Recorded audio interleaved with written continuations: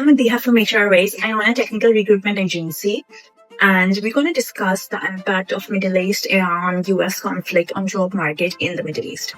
Lately, a lot of job hugging scenarios have been emerging in the market. People are not ready to switch jobs, especially in small scale startup companies. Lately, we saw that Oracle laid off 30,000 employees overnight on an email, and a lot of Amazon data centers in Bahrain, Middle East are being attacked. This trend has caused a lot of job hugging in the market. We've been reaching out to candidates and they're really concerned. They're like, we don't want to switch jobs right now. We are good where we are. Just, it's not an issue if the company is cutting 50 or 25% of our salary. They're more concerned on staying on that particular job and not making a switch at this, critical hour. The life is pretty normal despite, the bombs going up. There is an interceptor that's also up in the sky and you see it and then you forget in a while because nothing just happens except for the boom. But the impact of it on our mental well-being, on people of the buying mental well-being, is great. They're not switching jobs. They're not applying very actively on jobs lately, except for those who have lost their jobs. In COVID, also people were actively switching and they were looking for better opportunities.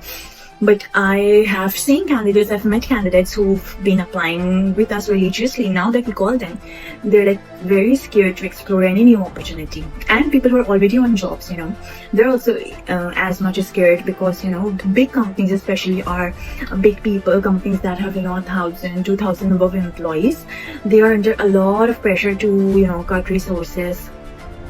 All this oil scenario fiasco has motivated people, or I would say forced to these employers to make a decision, because the cost of data centers and everything that's happened in Amazon, the Fab Bank was untouchable for a couple of days. The current condition is that hirings have stopped and people are not actively applying on jobs. They're like, whatever jobs we have, we're gonna have it.